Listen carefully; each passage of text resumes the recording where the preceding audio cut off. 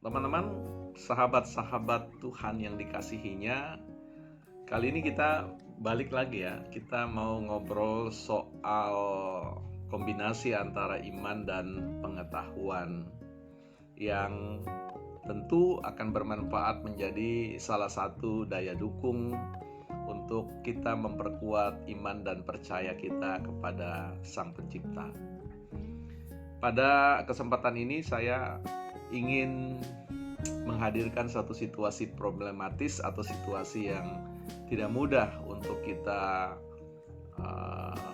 siasati atau sikapi di tengah-tengah kenyataan bahwa hidup kita ini dikelilingi oleh medan tawaran yang begitu banyaknya di seputar informasi, komunikasi yang disebabkan oleh kemajuan teknologi, di mana boleh dikatakan kita mengalami banjir informasi, over informasi, bahkan seringkali kita terdesak dengan serbuan ya, kiriman informasi atau pesan-pesan dari media sosial apapun bentuknya itu yang masuk ke dalam handphone kita dan memaksa kita kemudian membaca apa pesan yang disisipkan di dalam kiriman tersebut.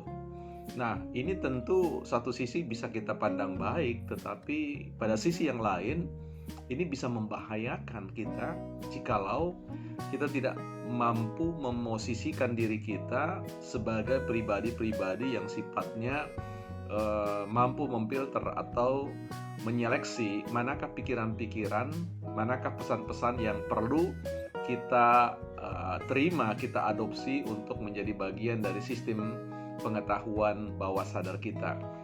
Nah, mengapa kemudian ini penting kita lakukan? Sebab bagaimanapun juga segala tutur kata kita, tindakan kita, sikap kita itu selalu dipengaruhi oleh apa yang ada pada atau sesuatu yang ada mengendap di dalam diri kita.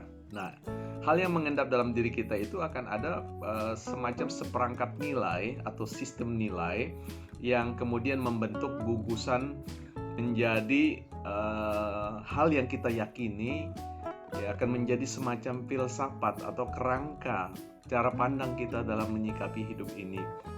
Dan tanpa kita sadari itu akan menggerakkan ya tutur kata kita, ya pikiran-pikiran kita, tanggapan-tanggapan kita terhadap segala sesuatu yang ada yang kita hadapi dalam kehidupan ini. Nah, itu yang kemudian menjadi titik sentral dari hal yang perlu kita evaluasi. Kita boleh membaca peringatan Paulus ya di dalam kitab Kolose pasal yang kedua ayat yang ke-8, bagaimana Paulus mengingatkan kita untuk berhati-hati, waspada dengan semua tradisi ajaran-ajaran turun-temurun, dengan filsafat-filsafat yang dipandang kosong ya. Jadi artinya tidak semua ajaran-ajaran atau tradisi-tradisi orang tua kita, nenek moyang kita, atau bangsa kita, atau masyarakat di sekitar kita itu sesuatu yang tidak berguna ya. Atau juga kerangka pikir filsafat itu tidak semuanya tidak berguna, ada yang berguna pastinya ya, saya ingin memastikan itu. Nah, tetapi juga pada waktu yang bersamaan saya juga ingin memastikan bahwa tidak semuanya juga harus kita terima begitu saja. Jadi ada perlu sikap yang kalau bahasa Paulus kehati-hatian. Ini sejajar dengan pengertian yang namanya bersikap kritis, selektif di dalam menerima apa yang masuk dalam diri kita. Nah, ini kan harus ada kerja yang namanya kerja evaluasi, kerja kritis ya, kerja mengkritisi sistem nilai atau kerangka pikir filsafat itu.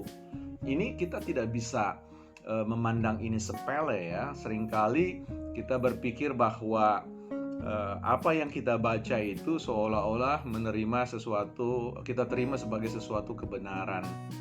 Nah, teman-teman, ketika kita tidak memiliki kemampuan untuk membedakan mana yang hitam, mana yang putih, maka selekas itu kemudian kita akan menjadi orang-orang yang hanya tahu tentang abu-abu ya. Jadi kita tidak bisa dengan tegas lagi membedakan ini putih dan ini hitam ya. Nah, ini yang kemudian kita perlu menarik kesadaran untuk mewaspadai, jangan sampai kita sudah tidak bisa lagi mengenali manakah kebenaran dari Tuhan dan manakah kebenaran dari yang lainnya. Kita bisa belajar dari pengalaman Musa dan saudaranya, yaitu Harun, ketika Musa hendak menerima 10 hukum Taurat di Gunung Sinai. Kita tahu bagaimana dosa yang dilakukan oleh Harun, yaitu memimpin bangsa Israel yang ada pada saat itu untuk mengumpulkan perhiasan-perhiasan emas, ya, anting-anting, kalung dan sebagainya, untuk kemudian dilemparkan ke dalam api, dan dari dalam api itu kemudian keluar yang namanya lembu emas. Nah, tentu ini bukan maunya Harun, ya, tetapi mau desakan bangsa Israel untuk meminta satu semacam instrumen atau alat untuk disembah, ya, yang kemudian Harun memandang bahwa lembu emas itu ada istilah yang namanya rasionalisasi. Jadi Harun mencoba mencari pembenaran bahwa lembu emas itu adalah simbol dari kehadiran Allah, ya. Nah, ini yang kemudian gagal dipahami oleh Harun, bahwa Allah tidak bisa disembah dalam konteks yang seperti itu, ya. Karena Allah itu adalah pribadi yang tidak ingin dihadirkan atau disaingi oleh keberadaan patung-patung yang lain, ya. Itu jelas sekali ketika Musa kemudian membuka hukum Taurat itu dengan mengatakan, jangan ada Allah lain di hadapanku, jangan kau sujud menyembah patung apapun rupanya.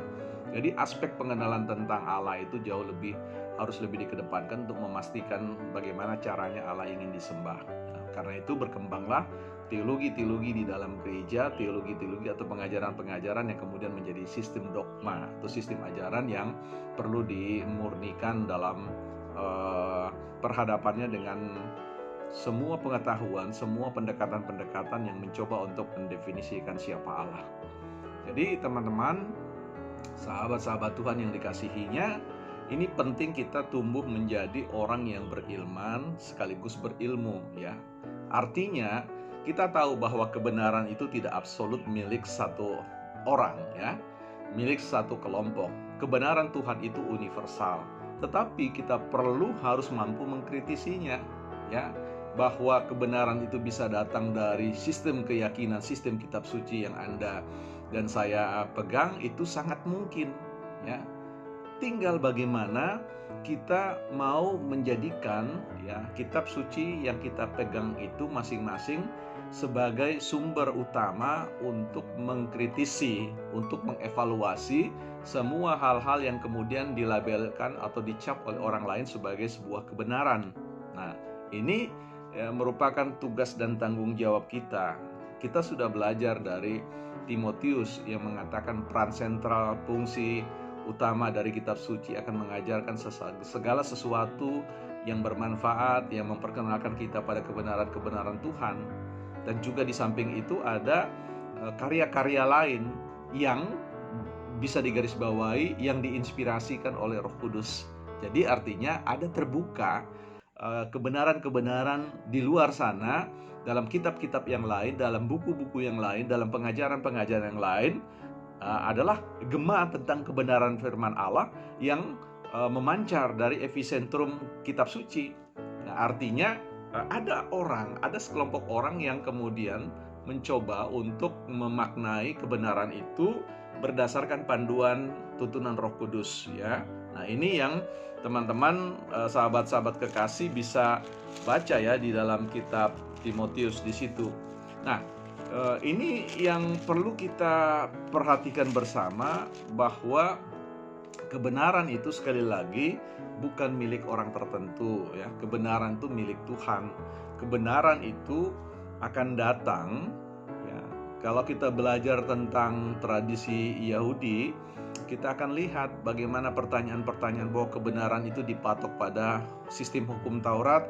Nah, kemudian ketika ada pertanyaan, kalau orang yang tidak menerima hukum Taurat seperti apa? Nah, Allah mengatakan bahwa aku telah menulis hukum Taurat itu di dalam hatinya. Artinya apa? Seseorang dapat mengenal kebenaran Tuhan itu dari pencaharian secara pribadi, yang kemudian Roh Kudus akan membimbing dirinya, ya, tanpa dia sadari, untuk bertemu dengan Sang Pencipta, ya. Ini yang menjadi hal yang menarik yang perlu kita perhatikan bersama buat kita dalam rangka menghadapi derasnya arus informasi yang masuk, sehingga kita sungguh-sungguh tetap menjadi pribadi yang mampu mengenali ya kebenaran milik Tuhan. Jadi teman-teman, di akhir ini saya ingin menyimpulkan bahwa jadilah pribadi yang terbuka, jadilah pribadi yang mau memeriksa kembali tentang kebenaran itu berdasarkan sumber yang diberikan kepada kita oleh Tuhan, yaitu kitab suci sebagai panduan kita untuk mengenali suara-suara Tuhan di dokumen-dokumen kitab suci yang lain, buku-buku literatur yang lain. Jangan menjadi pembaca yang pasif. Jadi jadilah pembaca yang aktif. Ya, Tuhan memberkati.